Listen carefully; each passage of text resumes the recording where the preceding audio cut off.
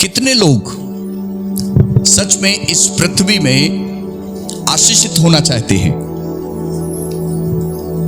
स्वर्ग में तो कोई लिमिट नहीं है आशीषों की, भरमार आशीष है। लेकिन यहां पर इस पृथ्वी पर कितने लोग चाहते हैं कि आप आशीषित हों? मोस्टली सब। आज का ये वचन बड़े इत्मीनान से सुनना, और परमेश्वर का वचन, जितने भी वचन आपके पास आएंगे, यकीनन कहीं ना कहीं आपकी जिंदगी को वो आशीषित करने के लिए क्रियाशील होंगे। हालेलुया। वचन के सुनने से चंगाई मिलती है। वचन के सुनने से एक आत्मिक व्यक्ति मजबूत होता है। वचन के सुनने से एक कमजोर व्यक्ति सामर्थ्य होता है। जो वचन पर ध्यान लगाता है, परमेश्वर उसके जीवन में अपना काम करना आरंभ करता है। आज का जो विषय है, जो मुझे ऑनलाइन भी सुन रहे हैं या देखेंगे, और आप भी इसे अपने घर में जाकर दोबारा जरूर सुने, दोबारा तिबारा, ताकि आपके समझ में आए, वचन समझ में आए। कई बार, कितनी बार एक ही वचन अलग अलग तरह से बातचीत करता है। तो जिसके पास बड़ा मोबाइल है, घर में टीवी है, यूट्यूब चला सकते हैं, तो आप उसे घर में जाकर ऑनलाइन जरूर सुने। और ये आज का जो विषय है वो है परमेश्वर को देने का उद्देश्य और उसकी सामर्थ्य। The purpose of power of giving to God. Purpose और पावर, जो परमेश्वर के लिए देने का, परमेश्वर का पर्पस क्या है, परमेश्वर क्यों चाहता है कि आप परमेश्वर को दें। अब वो केवल आपके दान से रिलेटेड नहीं है, गौर से सुनना, आपके पैसे से रिलेटेड नहीं है केवल। इस दिमाग से थोड़ा सा बाहर निकल के आना है। जब देने की बात आती है तो पैसा नहीं, पैसा परमेश्वर को स्वर्ग में जमा करने की जरूरत नहीं है। देने का जब शब्द आएगा तो सबसे पहले आपको ये मेंशन करना है, ये समझना है, आखिर प्रभु क्यों चाहता है कि हम उसे दें, और वो है क्या चीज, क्या क्या चीज है वो, ये समझना पड़ेगा। अगर आपका दिमाग केवल ये गया कि देने में केवल पैसा आ गया, तो याद रखें आप वचन को मिस कर जाएंगे, आप समझ नहीं पाएंगे, पूरा मैसेज आपके दिमाग में से निकल जाएगा, आप नहीं समझ पाएंगे, प्राप्त नहीं कर पाएंगे। और बहुत से लोग जब देने का बात आती है तो एकदम विचार आता है पैसा, हमारे ही पास नहीं है तो क्या देंगे। तो आप रॉन्ग में हैं, आप गलत में हैं, उस गलत विचार में हैं। तो इसलिए परमेश्वर के करीब आने वाले हर एक व्यक्ति को समझना पड़ेगा परमेश्वर चाहता क्या है और हमें क्या देना है। हालेलुया। और ये वचन आपने कई बार पढ़ा होगा, रोमियो 1 अध्याय 12 अध्याय का एक वचन, परमेश्वर का वचन अर्ज कर रहा है, और परमेश्वर का वचन कहता है, हे भाइयों और बहनों, सब निकाल सकते हैं, और धीरे धीरे हम आज वचन को सीख रहे हैं, सीखेंगे। प्रभु का वचन रोमियो की पत्री और उसका 12 अध्याय और उसका एक वचन में लिखा है, अतः हे भाइयों और बहनों, मैं परमेश्वर की दया का स्मरण दिलाकर तुमसे आग्रह करता हूं कि तुम अपने शरीरों को जीवित, पवित्र और ग्रहण योग्य बलिदान करके परमेश्वर को समर्पित कर दो, यही तुम्हारी आत्मिक आराधना है। यहां पर कोई मनी का शब्द नहीं आया, यहां पर कोई पैसे का शब्द नहीं आया, यस और नो। यहां पर परमेश्वर, लेकिन देने का शब्द आया है। अगर बात कहें, ऑफर करने का शब्द आया है। एक व्यक्ति को सबसे पहले वो अपनी जिंदगी को परमेश्वर को समर्पित कर देगा तो सब कुछ तो परमेश्वर के लिए समर्पित हो गया। यस और नो? Hallelujah, hallelujah, hallelujah. यदि जिसका समर्पण जिंदगी में सही नहीं है तो उसके लिए हर एक चीज भारी लगेगा। और यदि उसने, एक व्यक्ति ने अपने जीवन को समर्पण कर दिया प्रभु के लिए, शरीर को, और शरीर कैसा होना चाहिए? पवित्र और ग्रहण योग्य, बलिदान करना है, देना है, तो समझ लीजिए आपके लिए जो वचन कहेगा, जो वचन आएंगे, आपको फिर भारी नहीं लगेगा, क्योंकि आपने तो अपनी जिंदगी को प्रभु को समर्पण कर दिया है। ऑलरेडी आपने कर बैठे हैं। तो जो जो नियम और कानून है परमेश्वर के, जो परमेश्वर चाहता है, फिर आपको वो करने में भारी नहीं लगेंगे। यदि आपने समर्पण नहीं किया है, यदि आपने अपनी जिंदगी को समर्पित नहीं किया है, और वो भी कैसे? पवित्रता के साथ। बहुत से लोग कहते देते हैं, जवानी से कहते देते हैं, हाँ मैं समर्पण कर रहा हूं, आई सरेंडर टू ऑल, मैं सब कुछ समर्पण कर रहा हूं, लेकिन जिंदगी के विचार उसके खुद भाग रहे इधर उधर। बहुत सी चीजों में वो ठीक नहीं है। सब कुछ कैसे समर्पण हो रहा है? तो परमेश्वर चाहता है कि आप अपने शरीरों को कैसा? जीवित, पवित्र और ग्रहण योग्य। आपका शरीर पवित्र होना चाहिए, परमेश्वर को भावता, ग्रहण योग्य होना चाहिए। आपके सोच और विचार, आपका अंदर से जीवन जैसे प्रभु चाहता है, वैसे जैसे प्रभु को भाता है, वैसे आप उसे बलिदान करके चढ़ाएं। यही तुम्हारी आत्मिक, यही परमेश्वर को जब आप समर्पित कर दोगे, यही तुम्हारी आत्मिक आराधना बन जाएगी। और आगे वचन कहता है, इस संसार के अनुरूप ना बनो, सदृश्य ना बनो, परंतु अपने मन के नए हो जाने से तुम परिवर्तित होते जाओ, ताकि तुम परमेश्वर की भली और ग्रहण योग्य इच्छा को अनुभव से मालूम कर सको। परमेश्वर की जो इच्छा है, अच्छी इच्छा है, उसको आप अनुभव से मालूम कर सकोगे। यदि आपने अपनी जिंदगी को परमेश्वर के हाथों में समर्पित कर दिया है, तब प्रभु की इच्छा को आप पहचान सकोगे, तत्पर रह सकोगे, आगे चल सकोगे। हालेलुया। फिर आपका जो सोचने का तरीका है, जो सोचने का लेवल है, वो मालूम है? सुनिए, वो बढ़ जाएगा, वो बहुत बढ़ जाएगा। आज एक इंसान ना सोच में कमजोर है। हेलो, यहां पर अब आपके विचार कैसे चल रहे हैं वो प्रभु जानता है और आप जानते हैं। आप यहां पर बैठे हैं, लेकिन आप क्या सोच रहे हैं? क्या आपका विचार परमेश्वर के कलाम पर लग रहा है? आप प्रभु के विषय में सोच रहे हैं?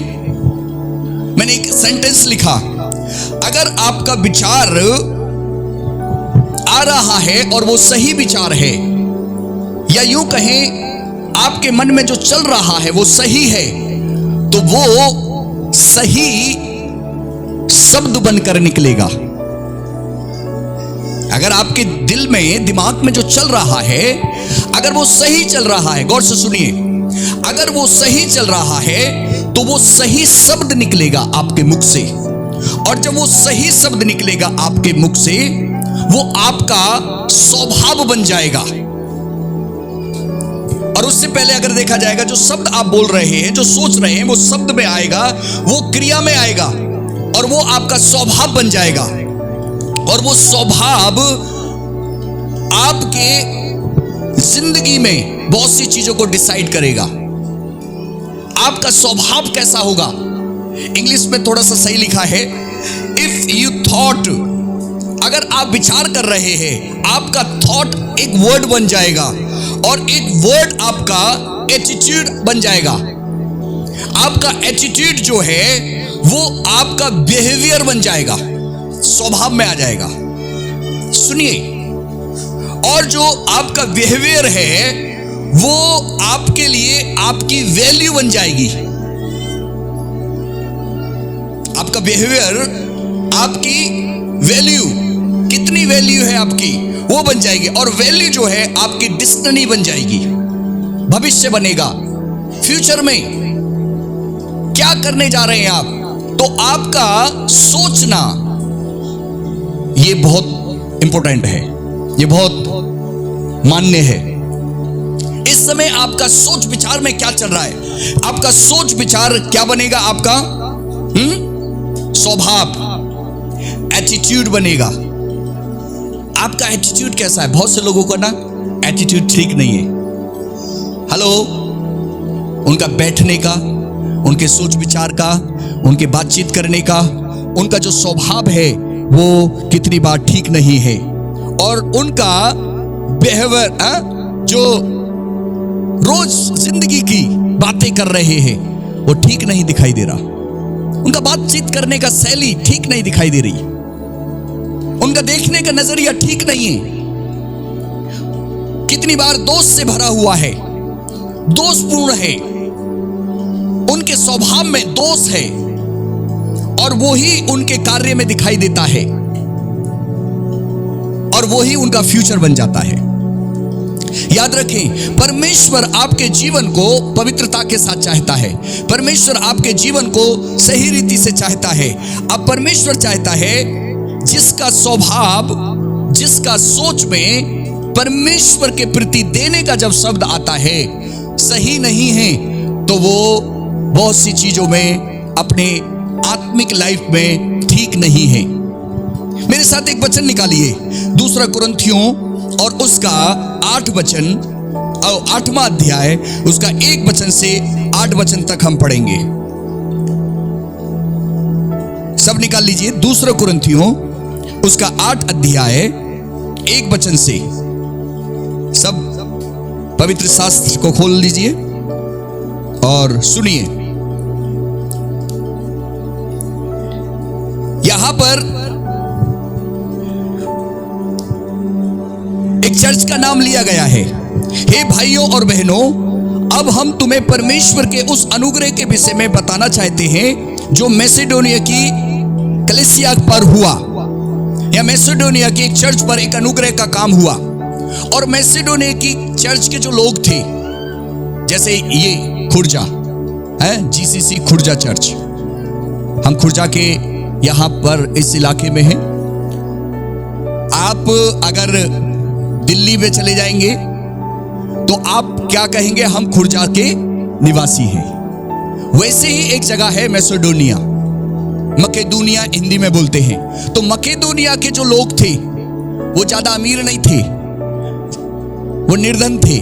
बहुत से लोग उस पर निर्धन थे, लेकिन उनका जो परमेश्वर के साथ संबंध था वो बहुत अच्छा था। उनका जो हृदय था वो खुला हुआ था। उनका जो स्वभाव था, उनका जो सोच विचार था वो प्रभु के लिए पवित्रता में था। और यहां पर उस चर्च की गवाही लिखी गई है। साथ में थिस्सलुनीकिया के लोग भी प्रभु से प्यार करने वाले लोग थे, परमेश्वर के साथ चलने वाले लोग थे, परमेश्वर के लिए समय निकालने वाले लोग थे। थिस्सलुनीकिया के लोग और किसके? मैसेडोनिया के लोग हैं, मकेदोनिया के लोग। ये 2 चर्चों का नाम हम चर्च इसमें बाइबल में देखने के लिए मिलते हैं। अलग अलग जगह है, अलग अलग चर्च के नाम हैं, लेकिन यहां पर जो मैं बात कर रहा हूं, मैसेडोनिया के जो लोग थे, जो उनके विषय में पौलुस यहां पर लिख रहा है, कुरिन्थ के लोगों को बता रहा है कि उनका जो स्वभाव था, उनका जो देने का भाव था, जो उनका मन था प्रभु की कृपा में लगा हुआ था। यहां पे लिखा है, सुनिए, मैं मैसेडोनिया की कलीसिया पर जो अनुग्रह हुआ उसके विषय में बता रहा हूं।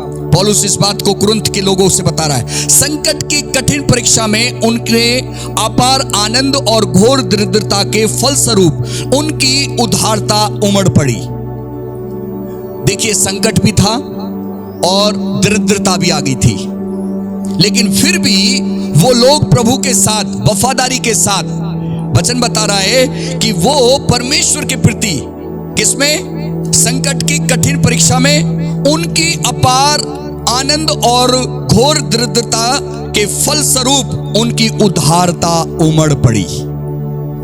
Hallelujah, hallelujah. यदि आप कहीं अपने आप को सुनिए कमी और घटी में, आप सोच रहे हैं कि मैं इस चीज से अपने परिवार में, अपने कहीं भी बिजनेस कैरियर में आप बाहर नहीं निकल पा रहे, आप कहीं ना कहीं बोझ में हैं, कहीं ना कहीं आपकी आप करना तो चाहते लेकिन नहीं हो पा रहा, बहुत सी चीज रुकावट दिखाई दे रही है, तो आज परमेश्वर के वचन को बड़े गौर से सुनना और गहराई से पवित्र आत्मा की अगुवाई में प्रभु मुझे तैयार करें ताकि मैं आपकी इच्छा को पहचान सकूं। हालेलुया। परमेश्वर आपको इस देने की सेवकाई में आपको आगे बढ़ाएगा। आमीन। आपके लिए परमेश्वर बड़े बड़े द्वारों को खोलेगा। परमेश्वर आपकी महिमा, अपनी महिमा आपके जीवन में देगा। और वचन बताता है कि जैसे मैसेडोनिया के लोगों ने दरिद्रता में, कष्ट में, निराशा में परमेश्वर के लिए उनकी भावना उमड़ पड़ी। आज कितनी बार कितने लोगों की भावना नहीं है, मन में नहीं है, इसीलिए वो मसीह में आने के बाद भी कितने परिवार आर्थिक समस्या से जूझ रहे। और शैतान बड़ा चालाक है, वो कहीं ना कहीं एक परिवार को उलझा के रखता है। इससे लड़ना पड़ेगा आपको, इससे आपको समझना पड़ेगा। अगर आप चाहते हैं कि आप इन चीजों से बाहर निकलो, गरीबी से बाहर निकलो, आप चाहते हैं लाचारी से बाहर निकलो, दरिद्रता से बाहर निकलो, परमेश्वर ऑलरेडी तैयार है आपको आजाद करने के लिए। हालेलुया। परमेश्वर तैयार है आपको छुटकारा देने के लिए। लेकिन एक व्यक्ति को अंदर से उसका भाव, उसकी सोच, उसकी हृदय की भावना प्रभु के प्रति सही होनी चाहिए, उमड़नी चाहिए। प्रभु मुझे सिखाएं। तो यहाँ पर मैसेडोनिया की जो चर्च है, वो यहाँ पर उनकी बात आ रही है। मैं साक्षी देता हूं, 3 आयत में लिखा है, मैं साक्षी देता हूं कि उन्होंने अपनी शक्ति के अनुसार वरन क्षमता से भी अधिक अपनी इच्छा से दिया। क्षमता से भी अधिक अपनी इच्छा से दिया। और लिखा है और संतों की सहायता करने में सहयोग देने के लिए हमसे बार बार अनुविनय किया। परमेश्वर के दास यहां पर गवाही दे रहे हैं दूसरी चर्च पे जाकर। देखो वो चर्च के ऐसे लोग हैं, वो परमेश्वर के संतों के लिए, परमेश्वर के लोगों के लिए, परमेश्वर के काम के लिए, परमेश्वर की महिमा करने के लिए वो मालूम है बार बार बढ़ चढ़कर वो महिमा के दान को देते हैं। बढ़ चढ़कर किसमें है वो? दरिद्रता में भी है, किसमें है वो? निर्धनता में भी है, किसमें है वो? सताव में भी है। लेकिन फिर भी उनकी उदारता उमड़ती जा रही है।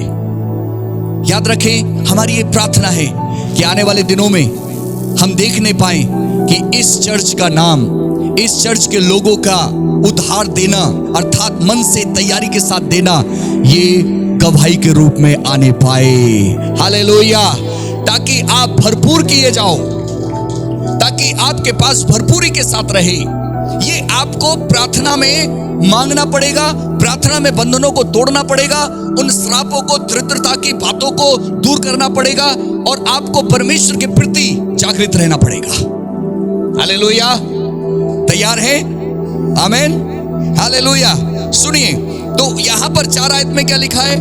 और संतों की सहायता करने में सहयोग देने के लिए हमसे वो बार बार क्या करने लगे? अनुरोध करने लगे, अनुविनय करने लगे। क्या चाहिए? कैसी सेवा के लिए क्या और जरूरत है?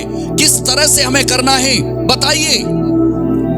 सुनिए, अगर आप गौर से सुनिए, आत्मिक रीति से, कई बार यहां पर वचन को सुनने के लिए,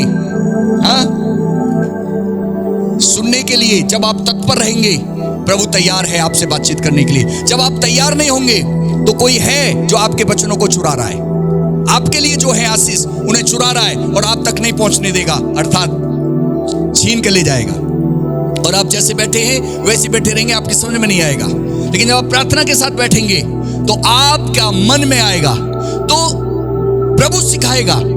आप कई बार अपने घर के लिए, अपने बच्चों के लिए, अपने काम के लिए चिंतित होते हैं, क्या करना है, कैसे करना है, ये करना है, वो करना है, 1 हफ्ते में क्या करना है, 1 महीने में क्या करना है।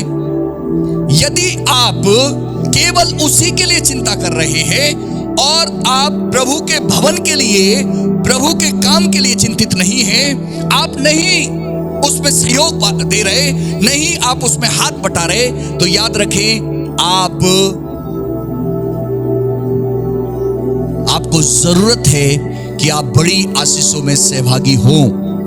ताकि जैसे आप घर और अपनी जिंदगी के लिए चिंतित होते हैं, वैसे ही आप परमेश्वर के भवन और परमेश्वर के काम के लिए चिंतित, अर्थात सही चिंता आपके अंदर होनी चाहिए।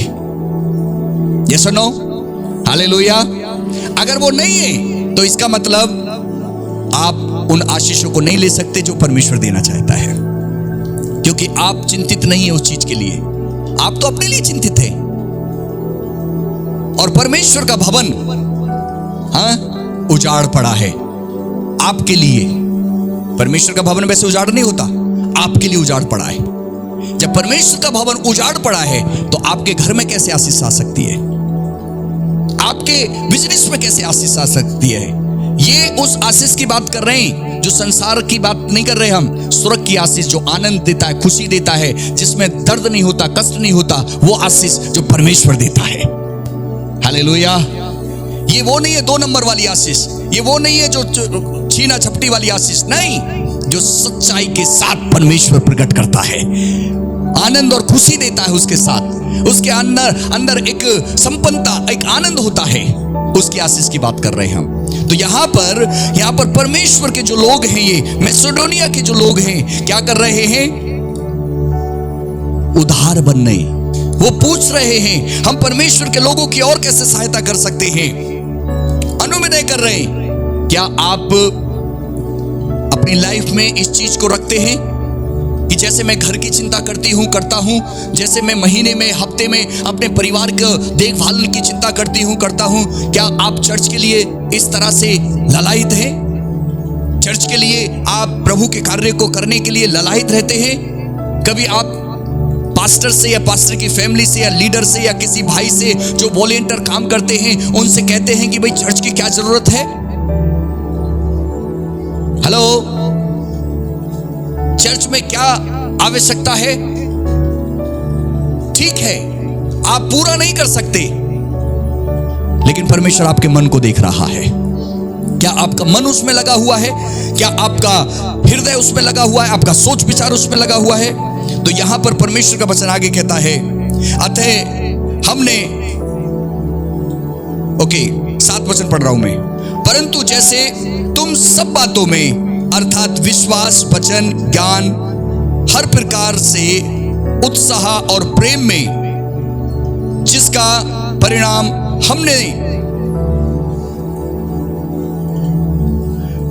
जिसकी प्रेरणा हमने तुम्हें दी है, भरपूर हो, वैसे ही अनुग्रह के इस कार्य में भी भरपूर होते जाओ। हालेलुया। इसी कार्य में तुम भरपूर होते जाओ। 7 वचन गौर से सुनिए दोबारा से।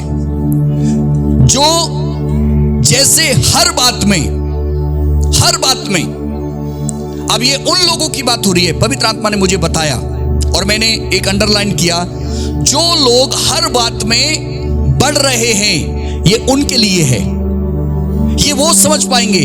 और जो इन बातों में बढ़ ही नहीं रहे, तो उनके लिए थोड़ा सा भारी लगेगा। जो लोग इन बातों में बढ़ रहे हैं, चर्च सुनिए, इन बातों में बढ़ रहे हैं। कौन सी बातों में? जो हर एक बात में, अर्थात विश्वास में बढ़ रहे हैं, वचन और ज्ञान में बढ़ रहे हैं, और वचन सब प्रकार के यत्न में और प्रेम में बढ़ रहे हैं। हम उनको बता रहे हैं कि वो इस दान की सेवा में भी बढ़ते जाए। आमीन, हालेलुया। जो लोग सब बातों में, इनकी लिस्ट यहां पर, जो लोग इन बातों में अर्थात विश्वास में बढ़ रहे हैं, वचन के ज्ञान में बढ़ रहे हैं, वो प्रेम में बढ़ रहे हैं, वो इस सेवा के दान में भी बढ़ते हुए चले जाएं। लेकिन यहां पर जो वचन में नहीं बढ़ रहे, जो प्रेम में नहीं बढ़ रहे, जो परमेश्वर के वचन के विश्वास रूपी वचन में नहीं बढ़ रहे, वो कैसे इस दान की सेवा में बढ़ेंगे? उनके लिए भारी है, वो नहीं बढ़ेंगे। जो लोग बढ़ रहे हैं, वो जल्दी से इस सेवा में भी बढ़ते हैं। हालेलुया, आमीन। वो बढ़ेंगे, वो सेवा में भी बढ़ेंगे, इस वाली देने वाली सेवा में बढ़ेंगे। जो लोग विश्वास में बढ़ रहे हैं, जो लोग परमेश्वर के वचन के ज्ञान में बढ़ रहे हैं, जो प्रेम में बढ़ रहे हैं, वो देने वाली सेवा में भी बढ़ेंगे। आमीन, आमीन। और जो लोग नहीं बढ़ रहे इस सेवा में, क्योंकि वो उस चीजों में नहीं बढ़ रहे, इसलिए वो उसमें भी नहीं बढ़ पा रहे, और शैतान कहीं ना कहीं उनके जीवन में प्रलोभन लाके डाल रखा है। जब हम देने की बात करते हैं, अपने आप को, क्या हमने अपने आप को दे दिया है? अपने आप को परमेश्वर के काम के लिए दे दिया है? अगर नहीं, तो आज जरूरत है कि आप इस वचनों को गहराई से अपने अंदर वसाओ। परमेश्वर चाहता है कि आप परमेश्वर की इच्छा को पहचानो। Hallelujah, hallelujah.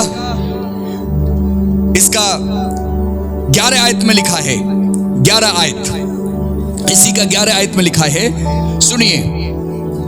तुम्हारे लिए अच्छा तो यह है कि अब इसे पूरा भी करो कि जैसे इच्छा करने में तत्पर थे, वैसे ही अपनी सामर्थ्य के अनुसार देकर अब इसे पूरी भी करो। 12 आयत, क्योंकि यदि मन की तैयारी हो तो मनुष्य के पास जो कुछ है उसके अनुसार दान ग्रहण योग्य होता है, ना कि उसके अनुसार जो उसके पास नहीं है। दान कहां ग्रहण होता है? ये नहीं है कि जो है ही नहीं उसकी बात नहीं कर रहे, या अमीर लोग ही दान देंगे, नहीं। जिसके पास थोड़ा है वो उस थोड़े में क्या वफादार है? यदि मन की तैयारी हो तो दान उसके अनुसार ग्रहण योग्य होता है। आमीन, आमीन। मन की तैयारी नहीं है तो तुम्हारे पास भरपूर भी हो तो भी ग्रहण योग्य नहीं होगा, अगर मन की तैयारी नहीं है। और अगर मन की तैयारी है तो थोड़ा सा भी है आपके पास, तो आप भरपूर मन से, भरपूरी के साथ, हाँ प्रभु, ये आपने सामर्थ दी है जिससे मैं कमा पाया, जो मेरे हाथ में आया, ये आपकी महिमा के लिए है, क्योंकि आपका मन तैयार है। आमीन। अगर आपका मन तैयार नहीं है तो आपके लिए वचन, आपके लिए ये परिश्रम, आपके लिए ये जो शिक्षा है, ये आपके लिए ठीक नहीं नजर आएगी। लेकिन यदि आपका मन तैयार है तो आपके पास थोड़ा सा भी होगा, आप खुशी के साथ परमेश्वर की महिमा के लिए तैयार हो जाएंगे, और आप अपने घर में भी वफादार रहेंगे प्रभु की महिमा के लिए। और लिखा है, इसलिए, इसी का 9 का 5, इसलिए हे भाइयों और बहनों, मैं तुमसे ये विनती करना अवश्य समझा कि वे पहले से तुम्हारे पास जाएं और तुम्हारी उदारता का फल, जिसके विषय में पहले से वचन दिया गया था, तैयार करके रखो। और ये दबाव से नहीं है, परंतु उदारता के फल की तैयारी से है। ये दबाव से नहीं होगा, ये उदारता का फल होगा। जब आप वचनों को पढ़ेंगे तब आपके जीवन में ये परमेश्वर का वचन समाएगा, और आपको अच्छा लगता चला जाएगा। और ये कब होना चाहिए? रविवार के या पहले दिन आप परमेश्वर की महिमा के लिए कुछ रख छोड़ें, ये परमेश्वर का वचन कहता है। कुछ लोग, सुनिए, कुछ लोग आप उठाई की भेंटें लेके आते हैं, कुछ लोग आप हाथ में कुछ लेके आते हैं, कुछ परमेश्वर के लिए देने के लिए ठानते हैं, कुछ परमेश्वर के लिए करने के लिए ठानते हैं। वेरी गुड, बहुत अच्छी बात है। परमेश्वर का वचन कहता है, क्योंकि इस सेवा के पूरा करने से न केवल पवित्र लोगों की घटी पूरी होती है, परंतु लोगों की, जब ये काम करते हैं तो परमेश्वर को देने से उनकी भावना धन्यवाद के लिए उमड़ पड़ती है। धन्यवाद क्यों नहीं निकलता? क्योंकि देने में असमर्थ हो जाते हैं, देने का मन नहीं होता तो धन्यवाद नहीं निकल पाता, ये रुकावट है। प्रार्थना क्यों नहीं हो पाती? ये रुकावट है। यहां पे लिखा है, क्योंकि इस सेवा से, अर्थात कौन सी सेवा से? दान की सेवा से न केवल पवित्र लोगों की घटी पूरी होती है, परंतु परमेश्वर के जो सेवा करने की, धन्यवाद देने की भावना उमड़ पड़ती है।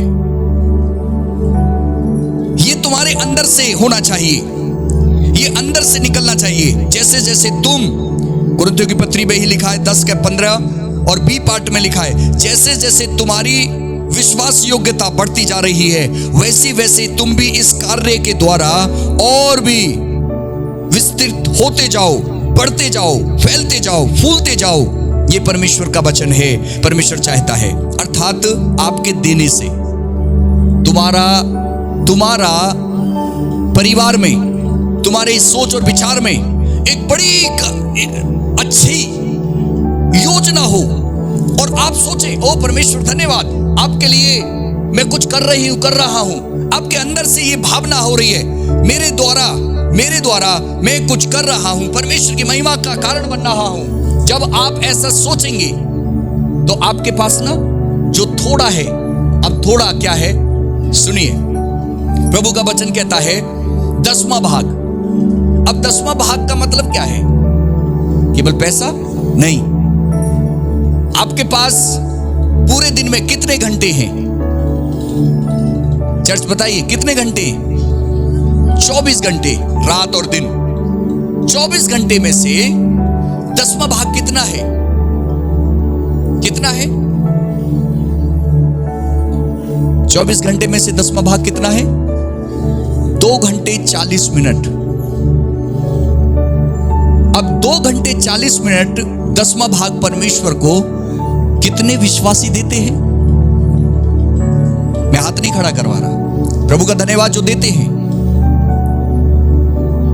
जब आप समय का 10वां भाग प्रभु को नहीं दे पा रहे, जो समय प्रभु का ही है, सुनिए, मैं ये शिक्षा दे रहा हूं, प्रभु ने दिया है, एक दिन प्रभु का है, जीने की सामर्थ प्रभु देता है, यस और नो। अब 24 घंटे में से 24 घंटे आपको दिए परमेश्वर ने जीने के लिए। अब 24 घंटे में से परमेश्वर को वापस देने के लिए प्रभु क्यों मांग रहा है? तुम्हारे पास इतने घंटे हैं, लेकिन उनमें से 24 घंटे में से 10वां भाग निकलता है, वो निकलता है 2 घंटे 40 मिनट। अब इस 2 घंटे 40 मिनट में से वफादारी के साथ कितने विश्वासी समय व्यतीत करते हैं प्रभु के साथ? अगर आप इस 24 घंटे में से 2 घंटे 40 मिनट नहीं निकाल पा रहे, तो सोचिए ये बीते हुए घंटे क्या ये आशीष में होंगे? क्या ये बरकत में होंगे? क्या आप इसकी सुख और शांति का आनंद ले पाएंगे? आप परमेश्वर के साथ चीट करने वाले ठहरेंगे। फिर वैसे ही आपके अंदर जो धड़कन चल रही है, हाँ, जो धड़कन परमेश्वर ने मेरे और आपके अंदर, हाँ, हम सरवाइव कर पा रहे, ताकत, बुद्धि, ज्ञान, समझ, सुनने की, बोलने की, देखने की, ये कौन दे रहा है? कौन दे रहा है? परमेश्वर। ऑक्सीजन परमेश्वर, सारी चीज परमेश्वर के हाथों में, हमारा जीवन परमेश्वर के हाथों में। लेकिन एक परमेश्वर ने ना एक सिस्टम ठहराया है, एक परमेश्वर ने एक नियम ठहराया है कि इंसान उसके साथ वफादार हो सके। अब वफादारी की अगर हम बात करते हैं, आपको परमेश्वर एक इंसान को सामर्थ के काम करने के लिए, वो जो कमा रहा है, समझ लीजिए उसने 1000 रुपए कमाए, सामर्थ किसने दी? समय किसने दिया? समझना इस चीज को, परमेश्वर ने दिया। अब परमेश्वर क्या चाह रहा है? उसका 10वां भाग। 10वां भाग, यहां पर ये पॉइंट है, सुनिए। 10वां भाग किसका है? परमेश्वर का। क्या परमेश्वर को जरूरत है? वो सारा किसका है? हमारा जीवन किसका है? फिर परमेश्वर 10वें भाग को क्यों बोल रहा है? क्यों जोर दे रहा है उस पर? भाई 90 हमारा है, लेकिन 10वां भाग का जोर क्यों दे रहा है? क्योंकि परमेश्वर उस 10वें भाग में आपकी विश्वास योग्यता देखना चाहता है। उस 10वें भाग में परमेश्वर आपकी सामर्थ्य को देखना चाहता है, आपकी नीयत को देखना चाहता है, आपके संयम को देखना चाहता है, आपकी विश्वास योग्यता को देखना चाहता है कि आप उसमें वफादार हैं या नहीं। यस और नो? अगर आप देखिए, प्रॉब्लम मेरे साथ अभिषेक सुनिए इधर, एक मैंने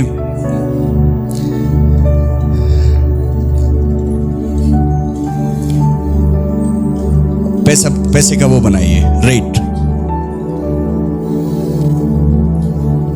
बड़ा सा बड़ा आर वाला,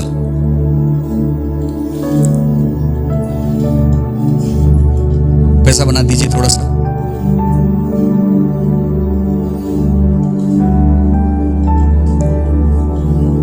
आप समझ लीजिए, दिखाइए मुझे,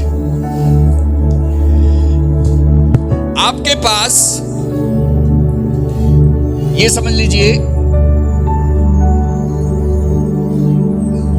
100 की एक गड्डी है, या और भी बहुत सी हैं, 100 है, ठीक है।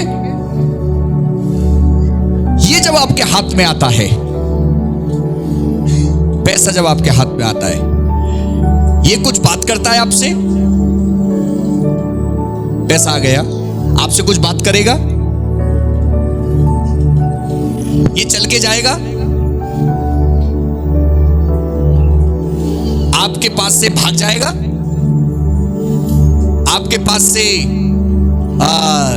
मतलब ये आपके हाथ में आ गया, समझ लीजिए ये गड्डी आपके हाथ में आ गई, 500 की हो, 1000 की हो, 1000 तो बंद हो गया 2000 भी बंद सही है, 500 की गड्डी आ गई, 100 की गड्डी आ गई। ये आकर आपको बात करेगा, ना ना ना ना मैं तेरे पास नहीं रहूंगा। ये क्या करेगा? कुछ नहीं करेगा, ये तो कागज है। हाँ, सरवाइव करने के लिए कुछ है।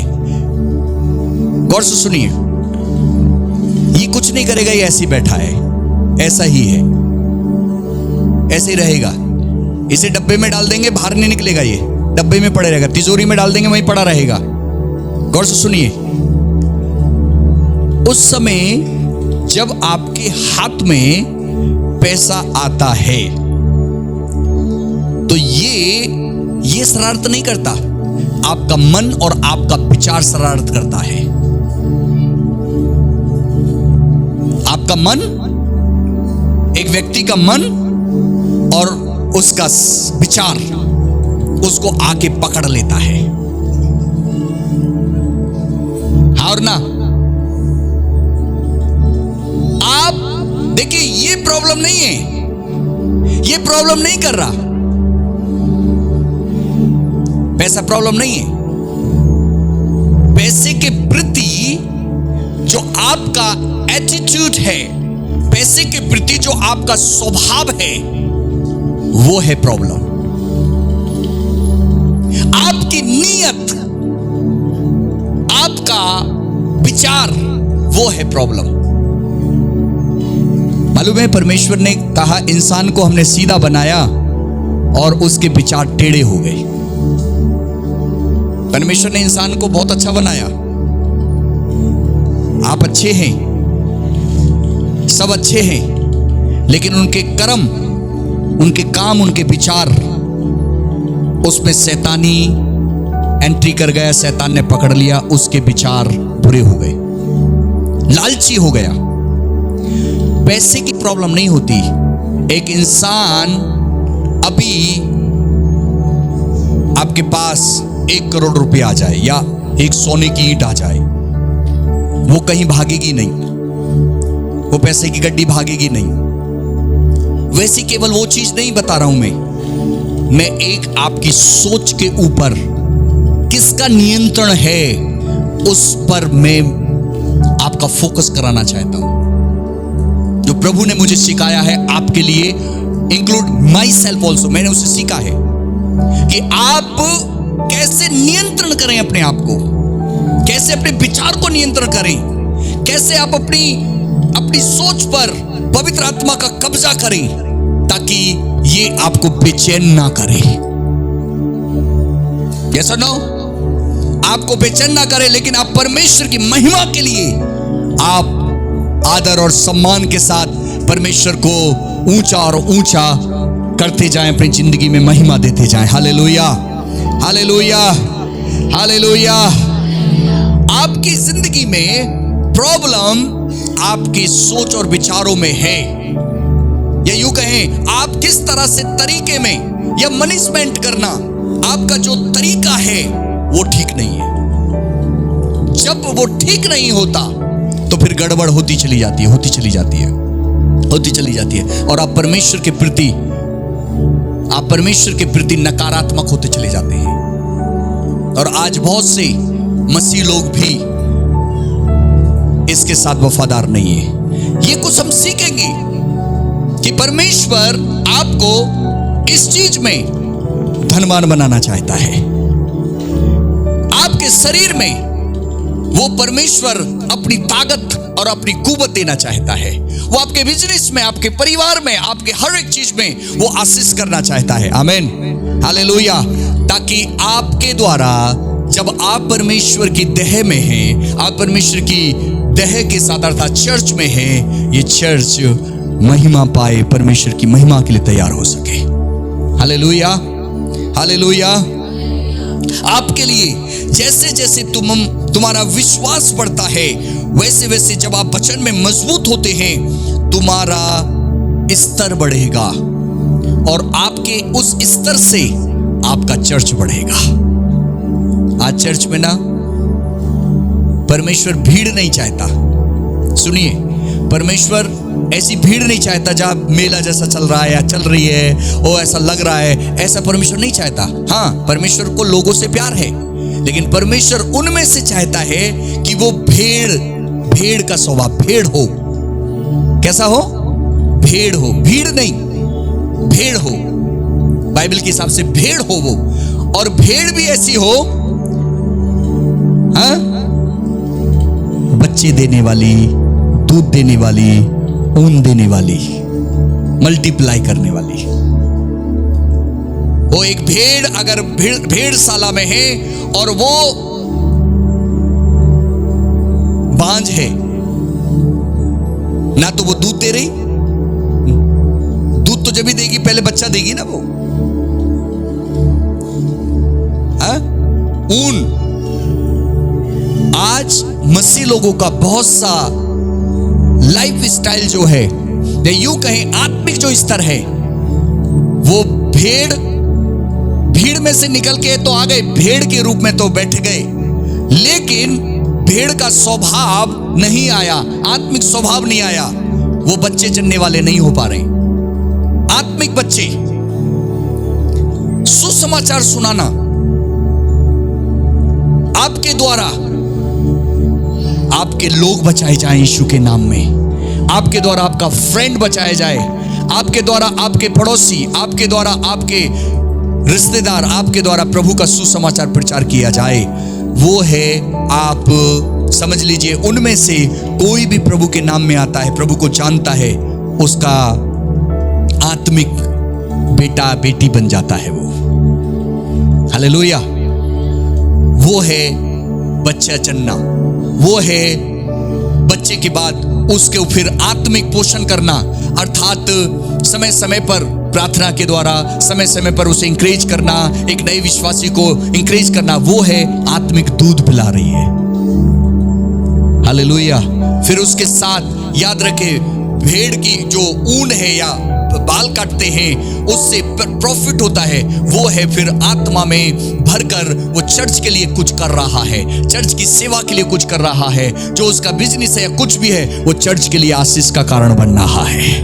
हालेलुया, आमीन। समझ पा रहे हैं? 2024 चल रहा है, 2024 और 10वां महीना, और उसकी आज कितनी तारीख है? 20 तारीख है। समझ लीजिए 9 महीने चले गए और 19 दिन चले गए। इस साल में अगर मैं हाथ नहीं खड़ा करवा रहा, अपने मन से सोचिए, इस साल में आपने कितनी सुसमाचार की सेवा की है? आपने कितने आत्मिक रीति से परमेश्वर की महिमा का कारण बने हैं? आप कितनी आत्माओं को जीतने वाले बने हैं? आप कितने दूध देने वाले बने हैं? कितने ऊन देने वाले बने हैं? वो आप अपने अंदर सोचिए। परमेश्वर परमेश्वर चाहता है कि आपका स्वभाव, आपका विश्वास बढ़ता हुआ चला जाए। देखिए, ये आपका मन बताएगा, आपके हृदय में आएगी वो बातें कि आप प्रभु के प्रति कितने वफादार हैं, प्रभु के भवन के प्रति कितने वफादार हैं। परमेश्वर ने 24 घंटे दिए हैं, 24 घंटे में से 1-2 घंटे 40 मिनट प्रभु के प्रति, वो भी रोज। 52 हफ्ते होते हैं एक साल में। कितना? 52 हफ्ते होते एक साल में। एक साल में, इस 52 हफ्ते में कौन लगातार चर्च में आया है? लगातार एक भी बार मिस नहीं किया। प्रभु का धन्यवाद। आज मैं हाथ नहीं खड़ा करवा रहा, बाद में देखेंगे। लगातार इस 52 हफ्ते में भी, लेकिन कितने लोग वफादारी के साथ नहीं आते? मात्र एक साल में 52 हफ्ते, 52 बार, 52। उसके बाद भी अगर हम बात करते हैं परमेश्वर की महिमा के लिए, तो परमेश्वर तो रोज हमारे अंदर है, रोज हमारे अंदर अपना काम कर रहा है, रोज। तो केवल हम 52 हफ्ते, और वो भी 2-3 घंटे के लिए, 3-4 घंटे के लिए, रोज प्रभु काम कर रहा है। अगर ये दिल की धड़कन रुक जाए, ये लगातार चल रहा है ना, हेलो, दिल धड़क रहा है ना, कौन सामर्थ दे रहा है? अगर ये रुक जाए क्या होगा? ये रुकना थोड़ा सा, अगर इस पे थोड़ा अटैक होता है ना, वेंटिलेशन, एकदम डॉक्टर भर्ती कर देते आईसीयू में, जल्दी से पंपिंग करते हैं इसको। अगर ये रुक गया तो खत्म। अब सोचिए कौन चला रहा है आपके अंदर, मेरे अंदर? बिना रुके परमेश्वर काम कर रहा है, बिना रुके परमेश्वर अपनी दया कर रहा है, बिना परमेश्वर रुके हुए आपके ऊपर तरस खा रहा है। सोचिए, वो है परमेश्वर आपसे प्यार कर रहा है। आपको वो कितना समय आपसे मांग रहा है? वो 24 घंटे, पूरी रात दिन लगातार आपकी जिंदगी में क्रियाशील है, लेकिन वो आपसे, आपके ही लिए, आपकी ही आशीष के लिए वो 10वां भाग कि आप वफादार हैं या नहीं, उसमें आपकी विश्वास योग्यता कितनी है, इसलिए परमेश्वर ने 10वां भाग एक व्यवस्थित रूप में रखा है। केवल आपकी आशीष के लिए, केवल आपकी जांच के लिए, केवल आपको परखने के लिए, केवल एक व्यक्ति उसके अंदर वफादार है या नहीं, उसके लिए है ये नियम। अगर एक व्यक्ति इसमें वफादार नहीं है, समय के साथ वफादार नहीं है, तो वो और चीजों में कैसे वफादार हो जाएगा? याद रखना, परमेश्वर आज आपसे फिर एक बार बात करना चाहता है। और यहां पर परमेश्वर की दया से जब मैं इसको बता रहा हूं, प्रभु ने मेरे मन में डाला है, तो मैं आपको वार्न कर रहा हूं, मैं आपको चेतावनी दे रहा हूं, या आपको सावधान कर रहा हूं कि आप कितनी तेज जा रहे हैं, आप कितनी तेज चल रहे हैं। सुनिए सब, इधर देखिए, आप कितनी तेज मोटरसाइकिल चला रहे हैं, आप कार चला रहे हैं, अपनी साइकिल चला रहे हैं, या आप अपनी जिंदगी की साइकिल चला रहे हैं, कितनी तेज। अगर आप वफादारी के साथ नहीं रहेंगे तो आपके सामने एक बड़ा गड्ढा है, जिसको नरक का गड्ढा बोल देते हैं। एक नुकसान का गड्ढा है आपके सामने। लेकिन अभी इस समय परमेश्वर का धन्यवाद कि आपके सामने एक कोई सिग्नल दे रहा है, कोई आपको सावधान कर रहा है, कोई आपको एक बैनर दिखा रहा है कि रुक जाओ, अपनी स्पीड को सही वाली स्पीड में लेके आ जाओ, रुक जाओ, आगे गड्ढा है, नहीं तो तुम नाश हो जाओगे। और प्रभु का धन्यवाद करो कि प्रभु समय समय पर हमें वार्न करता है, समय समय पर हमें सिग्नल देता है, हमें खतरे का निशान दिखाता है कि तुम, मेरी बेटी, मेरे बेटे, मेरे परिवार के लोगों, तुम सही नहीं चल रहे, तुम सही स्पीड वाली सड़क पर आ जाइए, क्योंकि इस सड़क पे जिस पे तुम जा रहे हो आगे गड्ढा है, तुम गिर जाओगे। उसके बीच में प्रभु हमें रोकना चाहता है। हालेलुया। यहां पर अगर अनाउंस हो रहा है या वचन आपके पास आ रहे हैं, तो समझ लीजिए परमेश्वर कुछ देना चाह रहा है आपको। वो अनंतकालीन जीवन देना चाह रहा है आपको। वो आपके आशीषों से जो आपकी ही है, उस चोर को रोकना चाहता है जो आपके आशीषों को चुरा रहा है। वो आपको बीमार करता है, वो आपको निराशा में लेके जाता है, वो आपको उदास करता है, वो रोक रहा है। आज परमेश्वर आपसे चाहता है, सुनिए, यीशु मसीह के सामने भीड़ लगी हुई थी, प्रभु देख रहे हैं और देखते हुए कौन कैसा दान डाल रहा है। मैंने पिछली बार भी बताया था कौन कैसा दान डाल रहा है।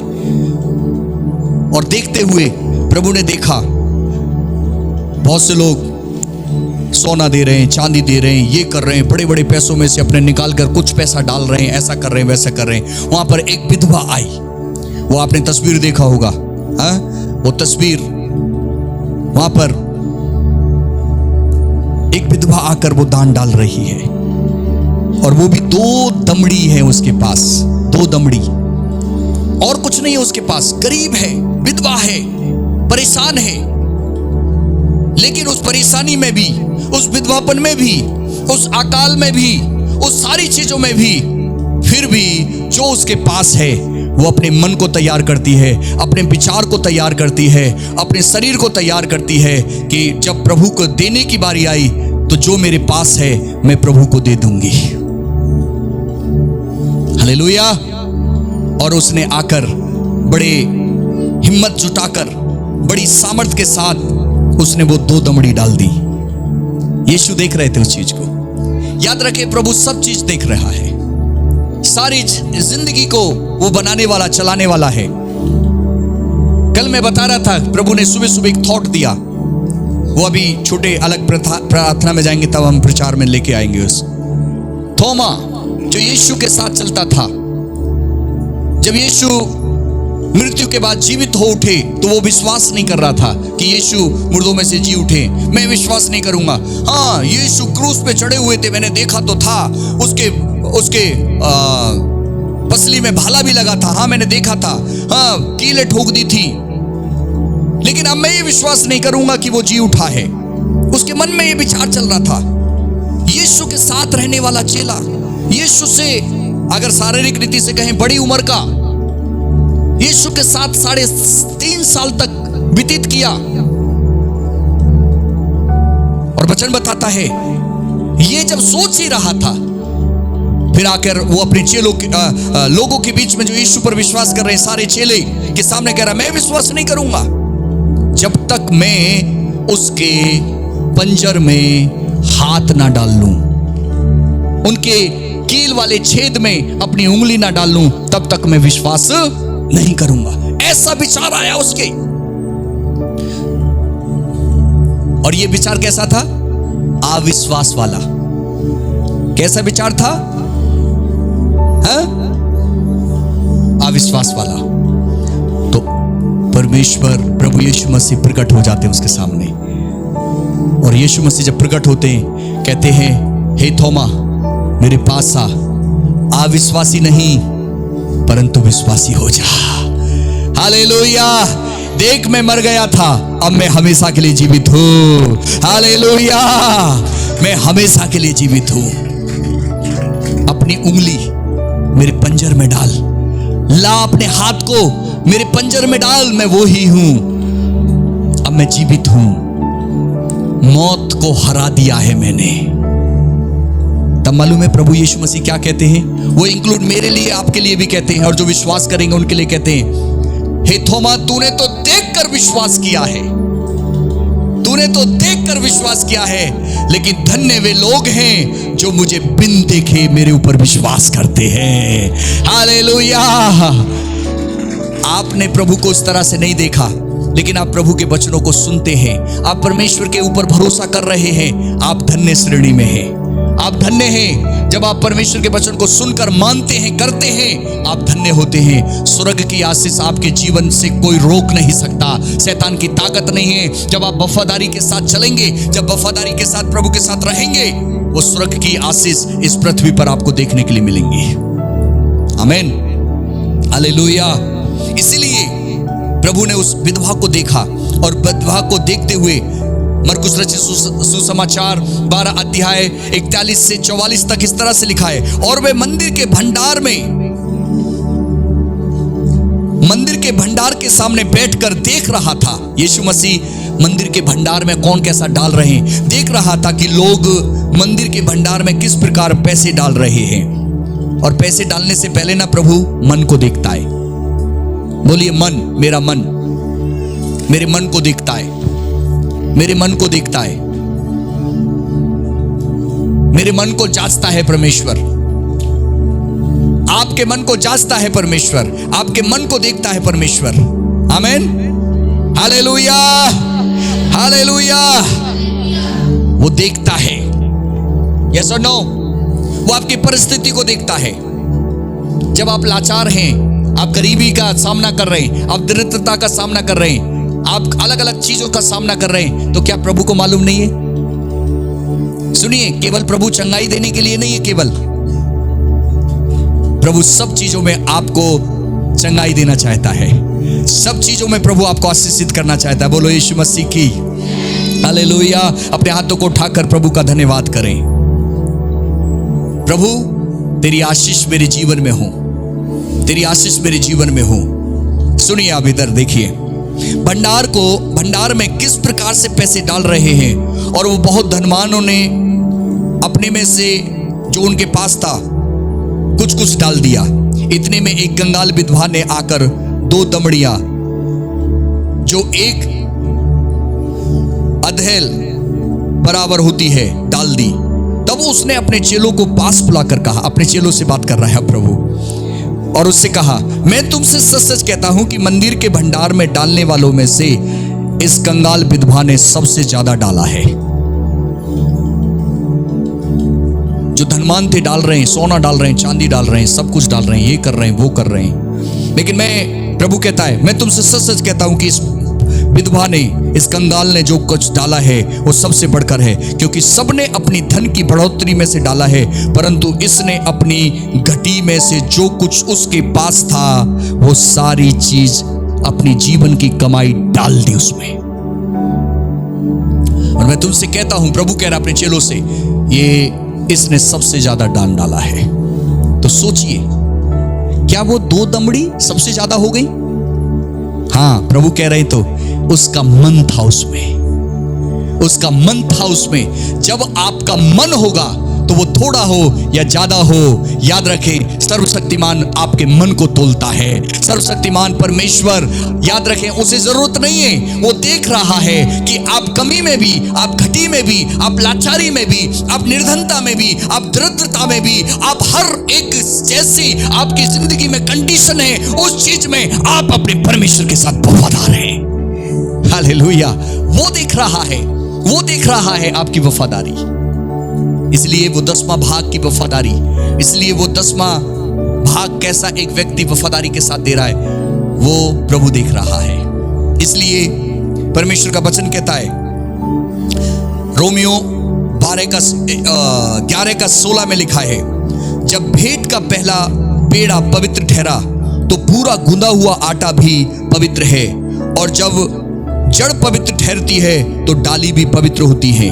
सुनिए, आटा जब आप गूंदते हैं, बाइबल बताती है कि जो उसका पहला पेड़ा या पहला जो लोई बनाते हैं, या आटा जब निकालते हैं आप गूंदने के लिए, उसकी एक मुट्ठी जब आप बाहर रखते हैं निकालकर, वो पूरा आटा पवित्र ठहरता है।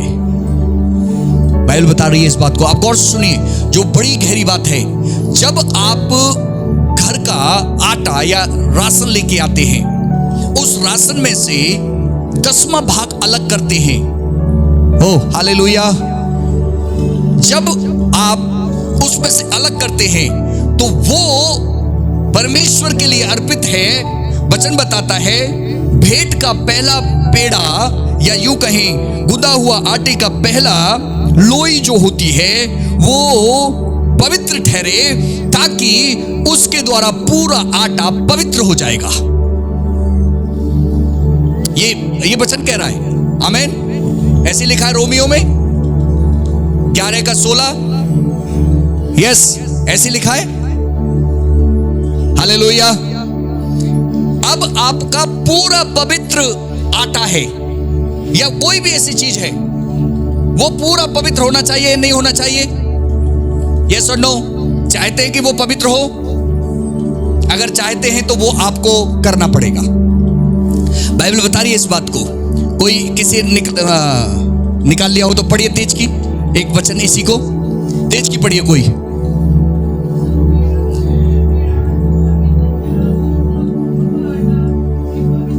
हालेलुया। भाइयों में से पढ़िए तेज की, रोमियो 11 का 16। तेज तेज तेज पढ़ो बेटा, बाइबल उठाकर पढ़िए, आप पढ़ो। हाँ हाँ,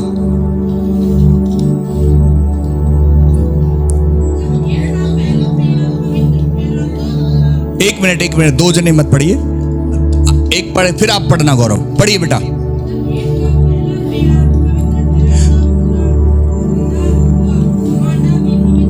हालेलुया। अर्थात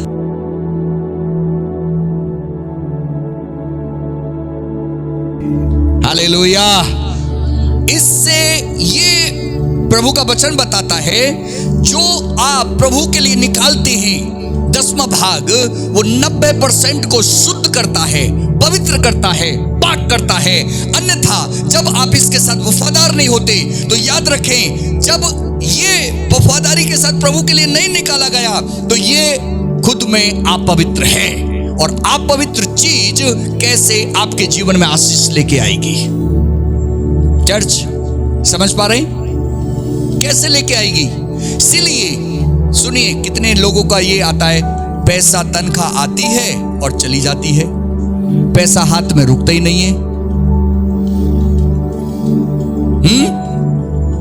तो सुनिए, क्यों नहीं रुकता? क्योंकि वो पवित्र नहीं हो पाता, वो पवित्र नहीं हो पाता। आपके हाथ में जो आए उसको परमेश्वर का जो बनता है उसे निकालिए, ताकि वो सारा पवित्र बन जाए और पवित्रता के साथ इस्तेमाल किया जाए। तो शैतान की ताकत नहीं है जो आपको वो व्यर्थता में लेके चला जाए। आमीन, हालेलुया। अपने आप को तैयार करना है, अपने आप को देखना है, परमेश्वर के लिए अपने आप को डेडिकेट करना है। आज बहुत से ऐसे मसीह भाई हैं, बहन हैं जो वफादार नहीं है इस चीजों में, इसलिए वो पूरी जिंदगी में कई बार देखने के लिए मिलता है, वो जिंदगी चल रही है ऐसी। आज परमेश्वर चाहता है कि आप वफादारी का जीवन जिए। आपका हर एक चीज परमेश्वर की तरफ से बिलोंग हुई है, परमेश्वर की तरफ से आशीषित हुई है। चाहे वो आपका खेत हो, चाहे वो आपका घर हो, चाहे वो आपके नौकरी हो, चाहे वो कोई भी चीज हो, आप परमेश्वर की महिमा का कारण बने। हालेलुया। परमेश्वर की महिमा के लिए अपने आप को तैयार करें, ताकि परमेश्वर आपको अपनी महिमा के लिए इस्तेमाल कर सके। देखिए, एक दो वचन और कहकर हम आगे प्रार्थना में चलेंगे, दान की सेवकाई में चलेंगे। गिनती की पुस्तक 15 का 17 से यूं लिखा है, 17 से, फिर यहोवा परमेश्वर ने मूसा से कहा, इस्राएल के लोगों से यह मेरा वचन कह सुना। आज यहां पर परमेश्वर का वचन आज हमसे बातचीत कर रहा है, और वो यूं कह रहा है कि सुनो, जब तुम उस देश में प्रवेश करो, आशीष के देश में प्रवेश करो जिसे मैं तुम्हें देने पर हूं, और उस देश की उपज का अन्न खाओ, तब यहोवा के लिए उठाई हुई भेंट चढ़ाया करना। पहले से ही प्रभु ने ठहराया। आप चाहते हैं कि परमेश्वर हमें आशीष दे? हाँ चाहते हैं, तो प्रभु पहले से ही कह रहा है और कहा है ऐसा कि तुम जिस देश में जा रहे हो प्रवेश करने, उस देश में से जब उत्तम वस्तु तुम खाओ, उससे पहले तुम मेरे लिए निकालना, तुम मेरे लिए भेंट निकालना, ताकि तुम उन्नत और उन्नत होते चले जाओ। यहोवा के लिए उठाई हुई भेंट चढ़ाना, निकालना। आमीन। अपने पहले गुंदे हुए आटे की एक पपड़ी उठाई हुई भेंट के रूप में यहोवा को चढ़ाना। जैसे तुम खलियान में से उठाई हुई भेंट चढ़ाते हो, वैसे ही उसका भी ऐसा ही करना। तब परमेश्वर का वचन कहता है, अपनी पीढ़ी दर पीढ़ी, अपने पीढ़ी दर पीढ़ी अपने बच्चों से भी ऐसा ही करवाना। ये उठाई की भेंटें हैं। तो प्रभु पहले आशीष देने से पहले ना वो बता रहा है कि अपने लोगों को ये सिखाना। आज परमेश्वर ने कितने लोगों को आशीष दी है? क्या आप लगातार उस चीज में वफादार हैं? आज वायदा कर रहा है परमेश्वर कि अगर आपके पास वो आशीष नहीं है, तो आज कमिटमेंट करो कि प्रभु, मैं उन आशीषों का भागीदार होना चाहता हूं। अगर आप भागीदार होना चाहते हैं, तो याद रखें, ये आज आपके पास एक प्रभु के साथ प्रॉमिस हो कि प्रभु जब आप मुझे उस कनान देश में लेके जाएं, जब आप मुझे आशीषित करें, तो जो आपका है मैं वफादार बना रहूंगा, बनी रहूंगी। परमेश्वर आपको आशीष करने जा रहा है। हालेलुया। लेकिन जब आप मन में ठीक नहीं है, आप विचारों में ठीक नहीं है। अभी परसों पहले दिन रात के समय हम यहाँ टहल रहे थे प्रार्थना के साथ, थोड़ा सा मैं अपने मन में, तो मैं अर्चना से बता रहा था, परमेश्वर हमारे मन की बातों को दूर से पहचान लेता है।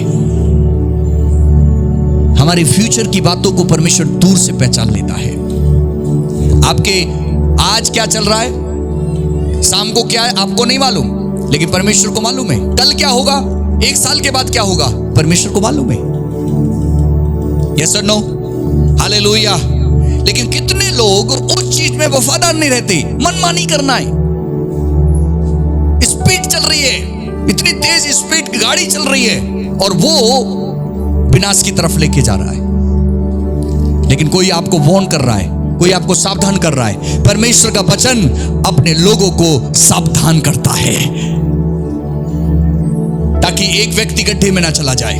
तो यहां परमेश्वर का वचन इस तरह से कह रहा है, नेहमिया में लिखा है, और अपनी उपज की पहली उपज और सब शांति के सब भांति के वृक्षों का फल तुम यहोवा परमेश्वर के भवन में लेके आना। सारी चीज, सारा दशमांश परमेश्वर के भवन में लेके आना। जो कुछ परमेश्वर तुम्हें दे उसे परमेश्वर के भवन में लेके आना। तब परमेश्वर आपको आशीष करेगा, तब परमेश्वर आपको उन्नत करेगा, तब परमेश्वर आपको आगे बढ़ाएगा, तब परमेश्वर आप के साथ साथ चलेगा। हालेलुया। तब तुम सारी चीजों में आनंद और खुशी से परमेश्वर की महिमा करने पाओगे। ये चीज आपका देना, ये आपकी वफादारी को दिखाता है। आपका देना आपकी विश्वास योग्यता के साथ साथ आपके वातावरण डिसिप्लिन को दिखाता है।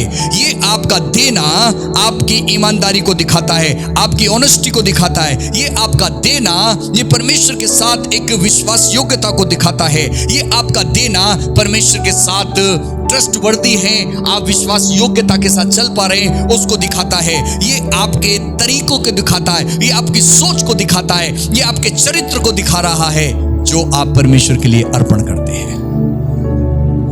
जुड़ा हुआ है। किसी एक प्रभु के दास ने कहा, सुनिए, ये उद्धार से भी जुड़ा हुआ है। जो वफादार नहीं है ना, वो अपने उद्धार में भी कहीं ना कहीं भूल बैठा है। आज परमेश्वर का वचन हमें हर एक चीज से हमारे जीवन में आशीष करना चाहता है। मैंने बताया, प्रॉब्लम इससे नहीं है। प्रॉब्लम ये जिंदगी में प्रॉब्लम जब लेके आता है वो आपका विचार है, और वचन कहता है वो है लालच। वो है लालच। The money is not problem, tithe is not problem. भेंट जो है वो प्रॉब्लम नहीं है, समस्या नहीं है। लालच, प्रबंध, वो आपका ठीक नहीं है। वो लगातार आप उसमें वफादारी के साथ नहीं चलते, तुम्हारा मन उसमें ठीक नहीं हो पाता। इस कारण से एक व्यक्ति परेशान रहता है, एक व्यक्ति अपने जीवन में लाचार हो जाता है, एक व्यक्ति सही नहीं हो पाता। आज आखिरी वचन सुनिए, परमेश्वर का वचन कहता है, शैतान को अवसर मत दो, शैतान को अवसर मत दो कि वो तुम्हारी आशीषों को चुरा ले। शैतान को डांटें, दूर करें यीशु के नाम से। हालेलुया। अगर आप लालच की वाली लिस्ट में हैं, परमेश्वर का वचन कहता है, पहला कुरिन्थियों 6 का 9 से जब 11 तक पढ़ते हैं, यहाँ पर एक लिस्ट है, और एक लिस्ट है, नाना प्रकार की चीजों की लिस्ट है यहाँ पर। अन्याय, व्यभिचार, मूर्ति पूजा, पियक्कड़पन, गाली बकना, अंधेर करना और चोरी करना, पुरुषगामी, स्त्रीगामी, लुचपन करना, दारू पीना, ये करना। और उसमें एक लिस्ट है, लालच या लोभी। क्या है? लालच या लोभी। और वचन भी बताता है कि तू किसी चीज का लालच ना करना। ये 10 आज्ञाओं में से भी एक आज्ञा है, तो किसी भी चीज का लालच ना करना। और परमेश्वर की बातों से जो लालच करता है, जो इस लिस्ट में है, परमेश्वर का वचन बताता है वो स्वर्ग के राज्य में प्रवेश नहीं करेगा। वो स्वर्ग के राज्य में प्रवेश नहीं करेगा। परंतु हम परमेश्वर की आत्मा से धुलना है, हमें परमेश्वर की महिमा के लिए तैयार होना है। अपने आप को तैयार करें ताकि हम परमेश्वर की महिमा के लिए, परमेश्वर के राज्य के लिए इन चीजों को, purpose of the power to giving God, परमेश्वर को देने का जो पावर है, जो शक्ति है, जो उसका उद्देश्य है कि परमेश्वर चाहता है कि उसके राज्य को बढ़ाएं और आप आशीषित हो सके। परमेश्वर के राज्य को बढ़ाने वाले आप हों और आप आशीषित हो सके, परमेश्वर के राज्य को बढ़ाने वाले हों। आमीन, हालेलुया। आज अपने मन में ठाने, आइए हम सब अपने स्थान पर खड़े हो जाएं और अपने मन में ठाने और देखें इस दान की सेवा में हम चलेंगे। जैसे आप मन में ठाने वैसे दान करें, परमेश्वर की महिमा के लिए अपने आप को तैयार करें। सब खड़े हो जाएं थोड़ी देर के लिए और देखें इन वचनों से परमेश्वर का जो पर्पस है, जो परमेश्वर की सामर्थ है।